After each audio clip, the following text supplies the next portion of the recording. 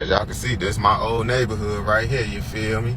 Yeah, man, I done came a long way. If you don't know, I got my own house now. It ain't nothing too big because it's only me living here, but I got a 2-bedroom crib. It ain't nothing inside this room but my laptop and a box of clothes and shit. And y'all see I got a normal bathroom now. And y'all know the dogs loving this house because they got more space. And I got a laundry room as well.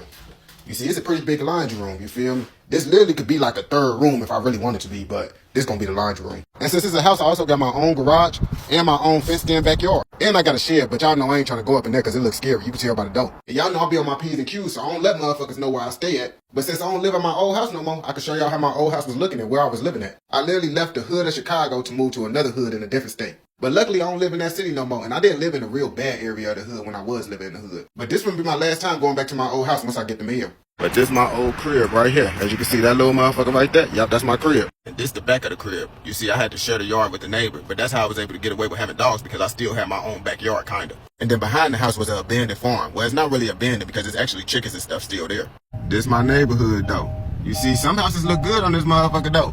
Every house don't look bad on this street. But anyone who live in Gary know it's gonna be a couple houses that look like this on your street. I don't even know what this is supposed to be, and someone actually live up in that motherfucker too. But y'all can see that crib was small as hell. 1 bedroom, 1 bathroom. I didn't even have a bathtub. I only had a shower in that motherfucker. Oh yeah, and there was a cemetery right across the street from the house as well. And motherfuckers used to talk about me for living in Gary, but it's like, at least I had my own stuff, you feel me? You gotta work your way up, you feel me, when you come from nothing. But the good part about coming from nothing, you can easily adapt to anything, you feel me? All the motherfuckers who say, oh, why you moving to Gary? Those motherfuckers lived in the suburbs their whole life. But if you really come from the trenches, you can live anywhere, you feel me? I grew up on the east side of Chicago. Look, I'm still driving through this motherfucker. As y'all can see, it look rough for show out here though.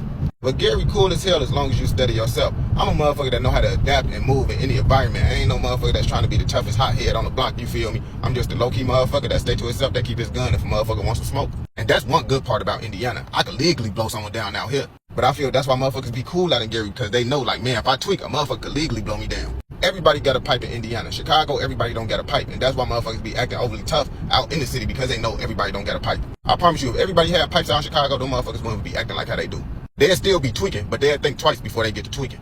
Especially if it got laws like Gary where you could legally blow someone down for tweaking. But little do y'all know, Gary used to be the shit back in the day. Like, just looking at this, you could tell it used to be something. I could show y'all abandoned houses for days. Like, I got so used to seeing abandoned shit out here, that shit normal to me. But one thing I can say, Gary look a lot more rough than motherfucking Chicago. I ain't gonna lie to you. Chicago don't look that bad for real. That house completely over with. That's gone. And none of the stoplights work in Gary. They all stop signs.